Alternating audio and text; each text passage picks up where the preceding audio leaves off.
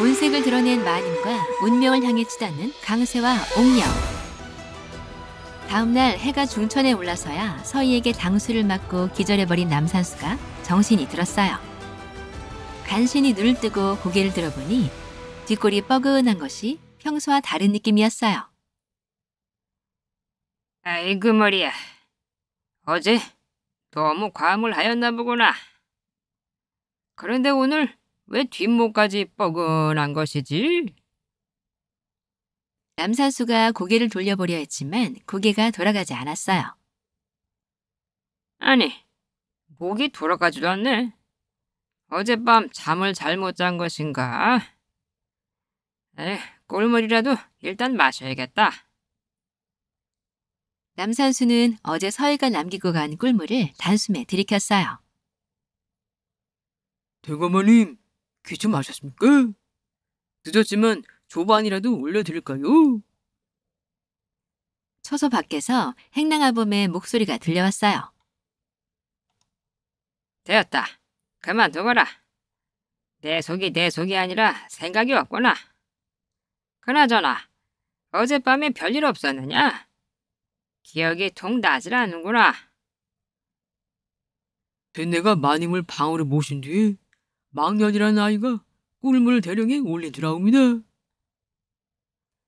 망년이? 꿀물은 여기 그대로 있던 것을 보니 내가 그냥 잠들어 깨어나진 못한 것인가? 그런데 이상하게도 망년이가 아침부터 보이질 않습니다. 계집종이 사라졌다면 내가 또 술버릇이 나온 것인가? 그깟 종 하나 사라진 것이 뭐의 대수라고. 신경 끄고 술이나 깰 때까지 잠이나 더 자야겠다. 내 오늘은 조용히 쉴 것이니 따로 자기 전까지 물러가 있거라. 예, 대감마님.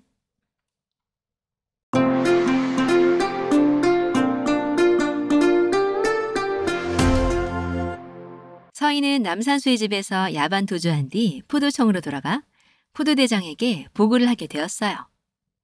생각보다 일찍 임무를 마친 서희를 보고 포도대장이 의아해 물었어요.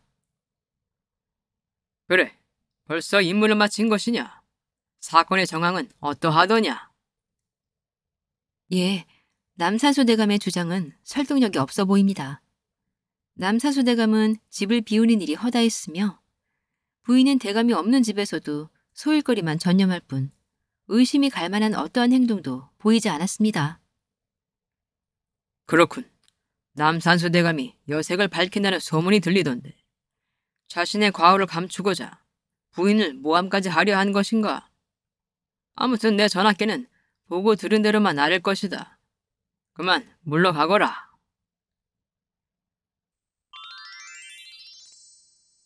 남산수 대감 집의 안채에는 익숙한 얼굴의 사내 하나가 주위를 두리번거리며 살피더니 작은 목소리로 안방에 대고 속삭였어요. 마님, 옹기장입니다. 들어오너라. 저를 급히 찾으셨다 들었습니다. 대낮부터 소인을 다 찾으시고 어인 일이신지요? 부인은 야릇한 미소를 흘리며 옹기장이에게 말을 건넸어요. 내 너를 찾은 이유가 무엇이겠느냐? 바로 그것이지. 옹기장이는 벌건 대낮에 대담하게 추파를 던지는 부인의 말을 듣고 깜짝 놀라 눈을 동그랗게 뜨고 물었어요. 예? 지금 말씀이십니까요? 듣자 하니 대감께서 귀가하셨다 들었사온데 무탈하겠습니까? 어젯밤 그 인간이 망년이와 합방을 하였다. 이에는 이, 눈에는 눈인 법이지. 그리하여 나도 너를 부른 것이니라. 옹기장의 말에 나랑곳하지 않고 자신에게 다가오는 마님을 보고 지레 겁을 집어먹은 옹기장이가 떨리는 목소리로 이야기하였어요. 소인, 심장이 떨려 죽겠사옵니다. 만일 발각이라도 되는 날이면 소인의 목숨을 부지할 수가 없을 것인데. 원래 이런 긴장감이 즐거움이 큰 것이니라. 잠자코 가만히 있거라.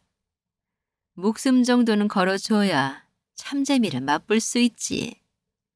내 너에게 그 맛을 알려줄 것이니라. 그렇군요. 서희의 판단과는 다르게 부인의 사생활은 남산수 대감의 주장이 맞았던 것 같네요. 해가 뉘엿뉘엿 저물어가는 산둥성이 이제 막 붕분을 올린 묘지 앞에 하염없이 구슬프게 눈물을 흘리고 있는 여인이 있었어요. 맞습니다. 바로 옥녀예요. 옥녀는 어렵게 마음을 준 천득이마저 세상을 떠나자 정말 앞길이 캄캄해졌어요.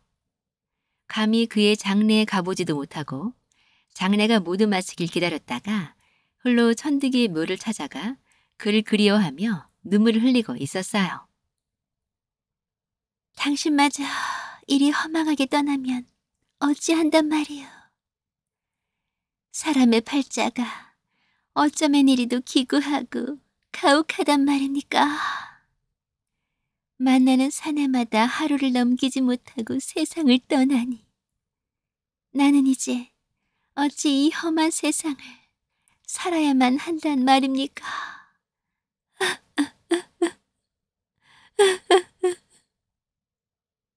그때 마침 아랫마을 잔치집에 갔다 돌아오던 김첨지가 그곳을 지나가다가 희미하게 보이는 울고 있는 여인의 모습을 발견하고 기이하다 여겨 옥녀에게 다가갔어요. 이시길래 어찌 여기서 그리도 슬피 울고 계시오? 흐느껴 울고 있던 옥녀가 고개를 돌려 김첨지를 바라보니 청초한 얼굴에 눈물이 고인 옥녀의 모습을 보고 넋을 잃고만 김첨지의 심장은 망치로 두드려 맞은 것처럼 쿵쾅거리며 요동치기 시작하였어요. 자네는 옥녀 아닌가? 저를 아시나요? 예, 역시 소문대로 절세 미인이로구만. 무슨 사연인지는 모르겠지만 이제 곧 해가 저물 것인데 연약한 여인이 이렇게 홀로 있으면 위험하네. 내가 집까지 동행하여 줄 것이니 함께 가세나. 옥녀가 고개를 들어 주위를 살펴보니 이미 날이 저물어가고 있어 김첨지의 말대로 따르기로 하였어요. 옥녀를 앞장 세우고 고개를 내려가는 김첨지가 흘끔흘끔 옥녀의 뒤태를 바라보게 되자 다시 심장이 요동치게 되었고 그만 이성을 잃고 옥녀에게 달려들어 다짜고짜 으슥한 숲속으로 옥녀의 손을 낚아채 들어갔어요. 옥녀, 용서하게. 내 오늘 죽더라도 참을 수가 없구만. 옥녀는 사태의 심각성을 알고 강하게 거부하려 했지만 어쩐 일인지 온몸에 힘이 하나도 들어가지 않는 것이 자신의 의지와는 상관없이 김첨지가 이끄는 대로 따라갈 수밖에 없었어요.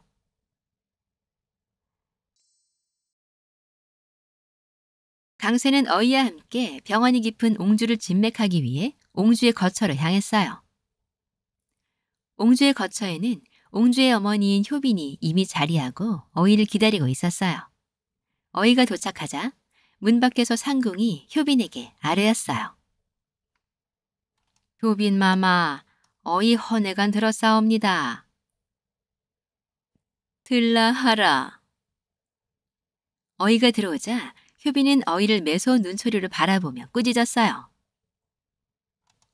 우리 정예의 상태가 어찌 호전되지 않는 것이오. 하나밖에 없는 딸 자식이 죽어가는 걸 보게 만들 작정이시오? 어이는 면목 없다는 표정으로 고개를 숙인 채 효빈에게 옹주의 병환에 대해 설명하였어요. 옹주께서는 기력이 많이 쇠하시어 몸에 잔기운이 가득합니다. 그리하여 주위에 이렇게 화로들을 준비하여 열을 보충시켜드리고 있사오나 워낙 지니신 체질이 냉기가 강한 몸이신지라 큰 도움이 되지 않는 것 같사옵니다. 그리고 몸에 화기를 불어넣는 약재들로 매일 당약을 지어드리고 있사옵니다만 병원에 차도가 있지 않으니 소신을 죽여주시옵소서.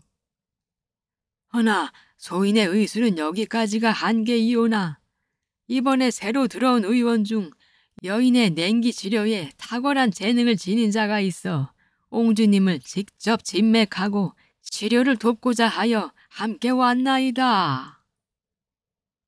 어이의 말을 들은 효빈의 얼굴이 살짝 밝아지며 강쇠를 바라보며 물었어요. 저자인가? 정말 그렇게 탁월한 능력을 지니고 있는 것인가? 예, 마마. 치료를 받은 여인들의 의견을 취합하여 보니 하나같이 몸 안의 냉기가 가시지 않아 배앓이를 심하게 앓거나 손발이 얼음처럼 작아와 고생을 하였으나 이자의 치료 후에는 그 증세가 말끔히 사라졌다 들었사옵니다. 효빈이 엄한 목소리로 어이에게 다시 물었어요. 그렇다면 이번엔 기대를 해보아도 되겠는가?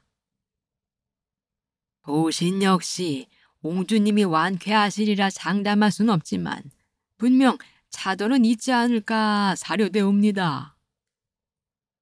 그럼 어서 진맥을 해보라 하게. 효빈의 허락이 떨어지자 어이는 넙죽 엎드려 고개도 들지 못하고 있는 강쇠를 돌아보며 이야기했어요. 자네가 직접 진맥을 해보게나. 강쇠는 효빈 앞에 나서며 처음 보는 왕실의 지체 높은 사람을 만나는 것이라 매우 긴장이 되었어요. 강쇠가 천천히 몸을 움직여 옹주에게 향하며 옹주의 모습을 가만히 살펴보니 보기 드문 미인인지라 한참 양기가 넘치는 강쇠의 마음에 불씨 하나가 타오르는 듯 가슴을 서서히 달구었어요. 하지만 그런 마음과는 달리 덜덜 떨리는 손으로 옹주의 앞으로 다가가 손목에 손가락을 대며 짐짓 진맥을 보는 신용을 하였어요. 효빈이 급한 마음에 다그치듯 강쇠에게 물었어요. 어떠한가? 자네가 치료할 수 있겠는가? 효빈의 물음에 당황한 강쇠는 차마 자신에게는 그런 능력이 없다고 말할 용기가 나지 않아 마음을 가라앉히고 대답하였어요. 옹주가 냉기가 강하다 했지? 내가 한빈군과 철사근을 수련하였으니 어쩌면 정말 옹주의 평안에 도움이 될지도 모르겠구나. 이왕 이렇게 된 것 할 수 없지? 예, 소인이 치료를 할 수 있습니다. 효빈의 얼굴이 환하게 밝아지며 강쇠에게 물었어요. 그래? 그럼 당장 치료를 하려거든 어찌해야 하는가? 일단 사람들의 기운이 주변에 있으면 잡스러운 기운에 섞여 치료를 그르칠 수가 있으니 옹주님의 처소 근처에 그 누구의 출입도 있어서는 아니되옵니다. 그렇게 외부와의 기운을 차단하고 나면 오로지 저의 의술로 옹주님의 찬 기운을 몰아내보도록 하겠습니다. 알겠네. 처자의 말대로 오늘 밤 옹주의 처소 주변을 한 사람도 남김없이 모두 불리도록 하고 저자에게 필요한 것을 준비하여 주게. 예, 효빈마마, 그리하겠나이다. 강쇠의 침술이 이번에도 성공할 수 있을까요? 저러다 오히려 옹주의 병원을 더 악화시키는 것은 아닌지 모르겠네요.